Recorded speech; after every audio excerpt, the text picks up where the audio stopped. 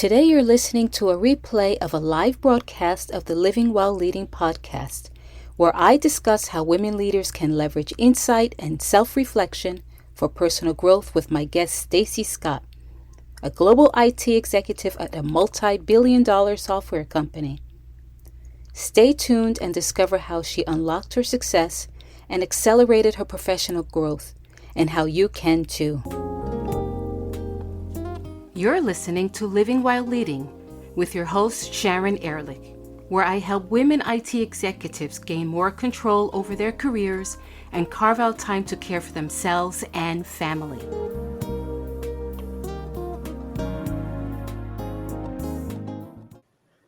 Hi, everybody. Welcome to the live broadcast of the Living While Leading podcast. My name is Sharon, and I'm an executive coach, and I help women IT executives gain more control over their careers and carve out time to care for themselves and family. I'm also a public speaker and a podcast host. Today, I would like to welcome a special guest. We have with us today Stacy Scott, and she and I are going to be talking about how you can leverage insight and self-reflection for professional growth. But before we get started, Stacy, please introduce yourself to our listeners. Thank you for inviting me on your podcast, Sharon. So, hi, everyone. I'm Stacy Scott. I'm a strategic alliances leader at a multi-billion-dollar global software company. Been with the company over 20 years, leading business development and go-to-market in my current role for their largest strategic alliance partner. I've held many different roles across the organization. I've career hopped a bit, which I'll talk about as well. In the organization, I've held roles in customer success, sales enablement, from individual contributor all the way to people leader. Thank you, Stacy. Well, we're going to jump right into it, and I'm going to start by asking you a question. And that is, in what ways has introspection contributed to your personal and professional development as a leader? Great question, Sharon. I feel like as I've gotten more mature in my career, introspection is something I value the most. Early in my career, I spent a lot of time with mentors, really trying to understand where I wanted to go in my career. But I've noticed that where I am in my career right now, really understanding what stage of life I'm in, really understanding what I need and what I want has brought me to the right career decisions at the end of the day. It brings also a self-confidence, which is hugely important when you're making different decisions. You'll never know if it's going to be right or wrong, but if you have that confidence that you're making the right decision for the right phase that you're in, it really does bring you a sense of relief as you move from one area in your career to another. I couldn't agree with you more, but sometimes it's very difficult to make that space, right? To actually take the time to be introspective and to really be intentional about it, isn't it? Yeah, it really does take time, and really just takes you sitting with yourself to figure out what you want and what you need at this time in your life. And there are times where seeking external perspectives are the right things to do. And then there are other times where you really have to sit with yourself and look at where you are in your career, look at where you are in your role and where you are in your life, and then say, okay, am I content with where I am? Am I happy with where I am? What types of changes would I like to see? How do I want to feel at the end of the day? Those are some of the questions that, which we'll get into, that you can really ask yourself to really look inwards a lot more. And I think you made a really important point, Stacy, because this is something that comes up a lot with the women that I coach. You said where I am now at this stage in my life, in my career, because the decisions that we made 10 years ago or even 5 years ago may not suit us for where we are in this moment in time in our life. So that context is really important, isn't it? It's very important. And I can even give you a personal example. When I think of earlier in my career, I mentioned earlier in my introduction a bit of a career hopper. I started out my career as an educator, as a teacher in the public school system for several years. And I honestly thought that's where I would be today. And that was over 25 years ago. But I remember early days as an educator, started to not love it as much as I thought I would. And it wasn't the educating part I didn't love. It was all of the things that were around it. So sometimes it's not the role that you're having an issue with, it's the environment. So this is where I started thinking, okay, am I really happy with where I am? And then I started to search. Earlier in my career, I would seek out those external voices and, talking to different people and really understanding how do you make that career change. And for me as an educator, I just spent this time getting this bachelor's degree in education. So I figured that's where I would be forever. But one of the things I was never afraid to do was really look and say, okay, I thought I would be happy with this, but it turns out I'm not. And that's where that introspection really comes in. And I made a total career change that even I surprised myself going into the software industry over education. It's something drastically different, but it really did come from introspection and saying, you know what, this is not where I want to be right now. I don't know where I want to be, but I'm willing to take the time to figure it out. Well, I can tell you, I have a similar situation, but mine was driven by relocation. And so, I had, by necessity, I had to reinvent myself just because I could not continue in my career that I had when I was in the US. And then I ended up in Europe and I had to really figure out what it is I wanted to do in this new environment with all of the, things that were playing into that, another language, another culture. And I ended up in IT as well. And like you, I also switched jobs quite often. But let me go into my second question. What are some of the key questions you regularly ask yourself to stay aligned with your personal and professional goals? Great question. I think that stage in life, again, you really almost have to define that for yourself. Are you trying to grow in a particular area? That's some of the questions I ask myself, because am I trying to grow out of where I am? Am I trying to grow within where I am? Have I outgrown this particular role, this particular company, this particular environment? Really trying to get to the nitty gritty of where I'm satisfied with what I am doing and where I'm at and where I'm dissatisfied. Stage of life, because your career, everyone talks about work-life balance. That is something that truly hits home. I think when you are married, when you have children, you have your career, there's a lot there. So you really have to, or at least I take the time to look at my life holistically. Those questions are not just career focused questions. You want to make sure that you're asking questions around where you are in life in general. And if the decisions that you make align with where you want to be in life now and where you want to be 5 years from now, 10 years from now. Yeah. And then one of the other things I always ask myself, I think we all kind of do it, the should do's. Am I getting trapped in the should do's? I should be doing this, or I should be doing that. I try to really think if I'm dissatisfied with something because of the should do's. Am I hearing voices that are telling me that I should be doing something else, but I kind of like what I'm doing? The should do's can sometimes have you make decisions that may not be right for you right now, because many times the should do's, they come from external voices. They come from other people, or you comparing yourself to other people, and now you get into you're trapped in the I should be here or I should be there. So I try to ask myself to make sure that the voice I'm hearing is my own voice, and that the decisions that I'm making I'm looking at my life not just in these silos, but as a holistic view of my life. Well, they preach, girl, because there's a lot of really important stuff that you said in there. One thing I'd like to add to that is this whole notion of whether or not you're running towards something or running away from something, because I think that this has a really tremendous impact on the way that you're making your decisions. Running away from something is somehow tinged with a bit of fear, desperation, and sometimes there were a lot of strong emotions around running away from something and making decisions in that sort of way. And sometimes we don't necessarily make the best decisions for ourselves.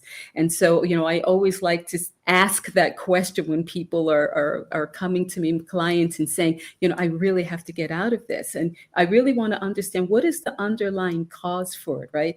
Is it about where you see yourself, or you're trying to escape from something, because I think this context is really very, very important. And there's something else you said, Stacy, about having a holistic approach to this decision-making process. Many of us, we not only have children, but we have elderly parents that we're also responsible for as well. And so those decisions are very complex and actually incredibly nuanced as well, right? Because for each individual, that situation is so incredibly different, isn't it? It is very different. And this is why that holistic view of your life is important. For me, I do have an elderly parent, but I also have kids getting ready to go to college. So you want to think about, I almost think of it as like a second life. When my children were younger, that was one stage. So the decisions that you make, they're a little bit different. So now children going to college, the decisions that you make there, it opens up the world for you in a different way. But now what do I want to do with that? Where do I want to take this next journey? So the stage in life is super important. But you also brought up a really other great point, Sharon. It's about whether are you running away from something? That's another question that I ask. And I think earlier in my career, I looked at running away from something differently.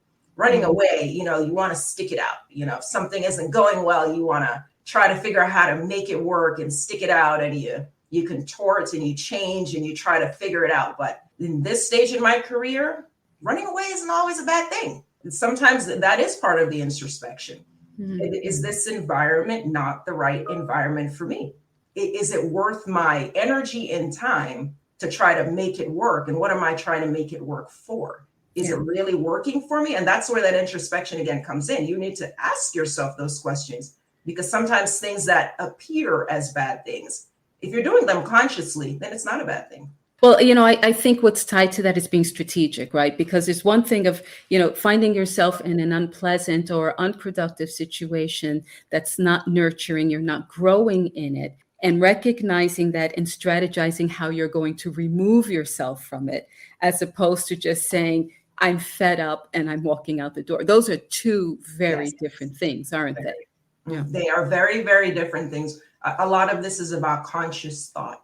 And, you hear a lot of people say these days about protecting your peace. It's super important. Your peace of mind, how you actually feel in that situation. It's also part of that holistic view, honestly. What have been some of the surprising insights that you've gained about yourself through introspection, and how have they impacted your career? I would say surprising insights. I go back to the should do's again. One of the surprising insights that I gained is the fact that should do's they're very limiting.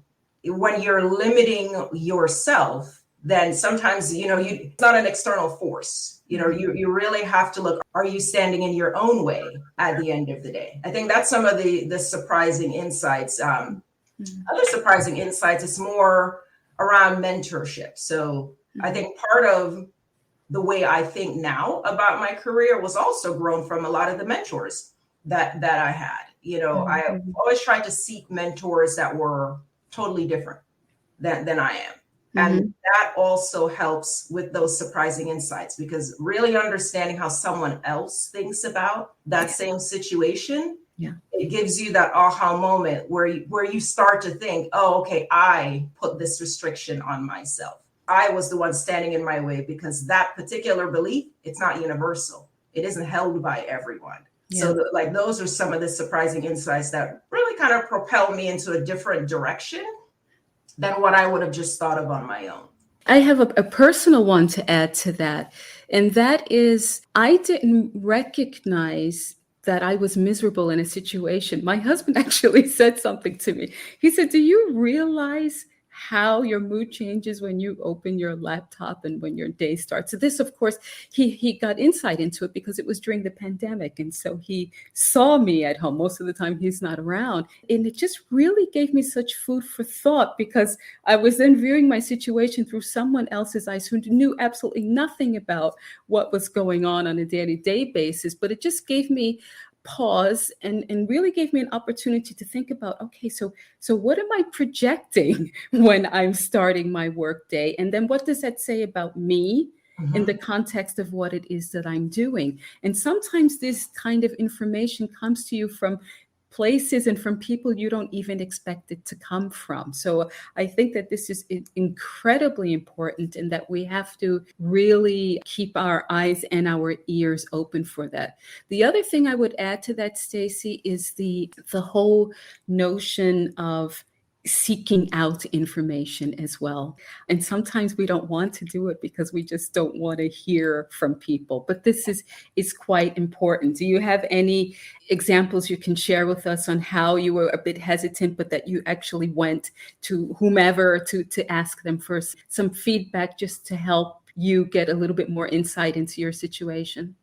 Sure. I have a really great example. About 3 or 4 years ago, I knew I wanted a role change, and I wasn't sure exactly what I wanted to do next. So I started thinking about, okay, I know it's not exactly what I'm doing now, but there are a lot of transferable skills that I felt like I had that would be suitable in another role. But I just couldn't wrap my mind around what could that role be. There ended up being a mentorship program that we were starting at the company, and it allowed us to have a mentor that was at the C level. And the person that I was paired with, I thought, oh my gosh, totally different. So Black female, me, white male, this person. He has been at the C level within many different organizations. So I thought, okay, well, he is probably way above the level of advice that I am looking for, because I'm thinking immediate term. What can I really do next? Mm-hmm. And I remember being hesitant in our first meeting, but by the end, I was so glad that I had that conversation, because one of the things he said to me is that he was our COO at the time. He said when he interviewed for the role, he told the person interviewing him that his goal was to be the CEO. And then I thought to myself, wow, you're interviewing for one role, but you were so bold in that interview to say, here's what I want to do within the next 3 to 5 years. And he continued to tell me, well, and I always thought, if I don't get this particular role, there are other roles within the organization, but within 18 months, I'm looking at what I want to do next. And at the time, it sounded so quick to me. Mm-hmm. I think as women, sometimes we feel like we have to know every facet of a role. We have to know that role inside, outside, and do everyone's job around 10 times better. And that can sometimes be very limiting, because if this person is telling me in 18 months, he is looking at what is next. To me, that's something I thought about more like 3 years down the line, 2-3 years down, because I'm still trying to absorb all of the facets of a role. That was really enlightening to me, because I thought your goal in a role is really to just understand that role and the pieces that touch it. But he thought of it in a different way. Yes, you're understanding the pieces that touch you, but you're not trying to be so invested in just that role that you don't see what else is out there, and you're not properly planning for yourself, and you're not communicating that. And that's the bold nature of just saying, what, in 3 years I want to be CEO, as you're interviewing for an entirely different role, was so bold that I thought, what, he just put it out there. He just put it out there, and he just said what he wanted. That to me was some of the nuggets I took from my conversation with him that still stick with me. Say what you want. Even if it's not exactly what you're going after, it's a matter of figuring out what you want, but also putting it out there, and not thinking you have to know every single thing before you move on. That can be limiting in itself.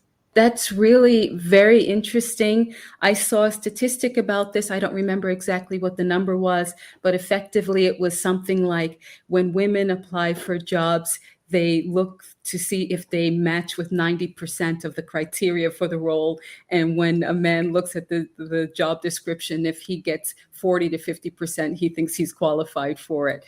This is something I talk about a lot. Our drive for perfection sometimes can really paralyze ourselves, because we have our heads down so much just trying to get it all done and get it all right, that all of the opportunities are just simply passing by us, right? Because we're just trying to Yes. be so perfect and so correct. Let's see, let me just stop a moment because we have some comments in the chat. Yeah, Heather, I'm completely with you on this. Sometimes as women, we think we have to know everything about the role and do everything 10 times better. From your mouth to God's ears, Heather, that is absolutely right. But I think part of the battle there is recognizing it, right? And understanding when we're doing that to ourselves and sort of putting the brakes on. And I think this is another value of having a real trusted circle of friends and colleagues who can also check you on this, because sometimes we're so close to it that we don't even realize what we're doing. But if you have a trusted colleague, or if that could even be a mentor or even a sponsor, to just sort of open up your eyes and say, you got to get your head out of the weeds, and you need to put it out in the universe what it is that you want, because nobody's going to figure it out, and no one's going to say, oh, she's working so hard, here's the next job for her. Very true, Sharon. And related to Heather's comment, we have another comment, very, very related, but a different outcome. When I gave a projection year of where I want to be for promotion, I was punished. But you know what? You should still put it out there, because if you're punished for saying what you want to do next, at least you've been told something. You're in the wrong place. Yeah. You're working for the wrong person, and you're in the wrong place. Yeah. Because what happens is, if you don't put it out there and you don't pick your head up, then when those opportunities pass you by, what happens is people say, well, I didn't know. I didn't know you wanted that particular opportunity. You never said anything. Yeah. So sometimes it's one of those situations where you're gonna have to use your best judgment. You're gonna have to use that introspection again, and then you're gonna have to take a chance. But in all of that, you're gonna learn. And in some sense, you learn that, yes, oh, you know what? I didn't realize you wanted that opportunity. Let's figure out how to get you to that next level, or that punishment piece. Now you figured out you're in the wrong spot. Either working for the wrong person or working for the wrong organization. I have a personal example as well. This was a time when I was working for a big IT company, and there was an EMEA level leadership job, and I wanted it. And when I threw my name in the hat, I was told, oh, we didn't think you wanted to do that because you have a young child at home. So people were, making assumptions about how I was going to manage my life just because I had a little one at home. And actually, I had a whole support system, so I was able to do it. But if I hadn't said anything, no one would have ever known. People project their ideas on what it means to be a woman taking care of children and taking care of parents, or having young children at home. And it's our responsibility to set the record straight on what it is that we want to go after and what we want to do. Tell me, did balancing your own insights with external opinions, how do you do that? Because not everything you hear is in alignment with what you want to do, right? So how do you balance that? How I balance it is just being careful in who I take advice from. Mm-hmm. Because at the end of the day, you want to seek advice from many different perspectives. I love to seek advice from people that don't look anything like me, people that not the same gender, not the same race, not the same career path, even not the same level in their career. I think seeking not necessarily advice, but seeking insight, because sometimes it's very different. You don't seek advice from everyone. Insight you can get from conversations with many different types of people. Right. But this is where understanding what you're looking for, that will help you figure out what to keep and what to discard, because not all advice is good advice. And at the end of the day, when people speak to you from their fears, you should always try to recognize that when they're giving you all the examples are bad examples. All their examples are around, well, I tried that and it didn't work for me. Oh, you can try it. They're speaking to you from their fears. Yeah. But when you have those people that are saying, hey, have you thought about this? Have you thought about that? Then those are the moments that your mind opens. And then you can now research that and see if that does resonate with you. So that's one of the things I love to seek insight from many different people, but I don't take advice from everyone. Yeah. Being careful, who do you take actual advice from and just making sure that they're not projecting their fears onto you. And I always think back to when I was a teacher and I thought about getting out of the field. I mean, everybody that I spoke to thought that, they gave me well, teaching is a very stable job. You'll always have a job if you're a teacher. Teachers are so needed. Great. But I'm trying to figure out where I want to go next. I understand all of that. But again, they were speaking to me from their fears of what would happen if I left the field. Yeah. So for me, I was already determined. I just didn't know where I was going to go or what I was going to do. So I was able to take some pieces and leave some pieces. And it was actually a fellow teacher who, when I spoke to her about leaving the field, and then she gave me some, what have you thought about? And maybe take a class and see if you like it. Take a class in IT, see if you like it. And that really is what opened the door for me, because when I took that class, it turns out I kind of like this IT thing. This is actually cooler than I thought. And then I took another class and then another class. And then I just kept going with it and always noting how I felt each time I learned something more. So that's how I knew I was in the right direction. But really just making sure that people aren't talking to you from their fears, because that can limit your growth if you're not really understanding what you're looking for. But seeking counsel from a variety of different people. My white male mentor taught me a lot in a few conversations, because I realized, wow, we think so differently. Mm-hmm. And it's just, at the end of the day, our backgrounds are different. Our reception in the world is different. The way we think about things ended up being very differently. But we had the similarity of, we're both very career driven, but how he went about it and how I was going about it, I saw things there that I thought, I've got to incorporate that a little bit more and play down some other things that are limiting me. So this is how I use external perspective, is to really help shape where I feel like I want to go, and I may not be sure. And you take advice that you feel resonates, and then you leave the rest. Thanks for sharing that. So what advice would you give to your younger self regarding seeking external perspectives and using introspection for your career advancement? To my younger self, it really is about seeking perspectives from people that are different from you. It really is, because I feel like you can talk with people, it feels like an echo chamber. They're singing the same theme song you're singing. You are resonating with each other's stories, and there's a place for that. And that's great. That's what helps validate your experience in the world. But sometimes you need more than that. You need to not just be in your echo chamber. You need to not just be validating your experience. It really is about figuring out how other people think and seeing if there's something there that you can work with. I think in my younger days, you seek counsel from family, you seek counsel from friends, people that you know. But there's a world of people out there that are willing to give advice. So sometimes it really is joining that extra group, or being part of an organization that you thought, okay, well, I'm not really sure about this, but it's doing those things that help broaden your perspectives, that help you grow. Because if you just stay within your circle, then it really is a limiting experience for you. And I think doing that more is what's helped me quite a bit. I love being part of different organizations where you can meet people from all over, and then figuring out those things that you just don't know. Well, the time went very quickly, and we're really at the top of the session here. So first off, Stacy, thank you so much for joining us. I really appreciate the words of wisdom that you've shared with me and with my listeners. For those of you who are here with us live, and for those of you who might be listening to the replay, feel free to connect with both Stacy and I on LinkedIn.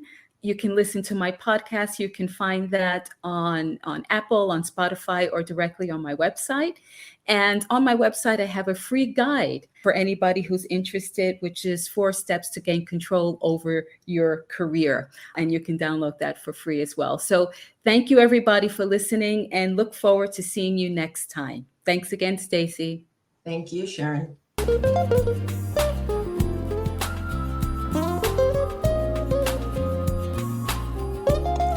Thanks for listening today. This is your time. Give yourself permission to reclaim what's important to you and be who you want to be. If you're getting value from this podcast, please subscribe, share it, or write a review. and connect with me on livingwhileleading.com or on LinkedIn. And don't forget to tune in next week.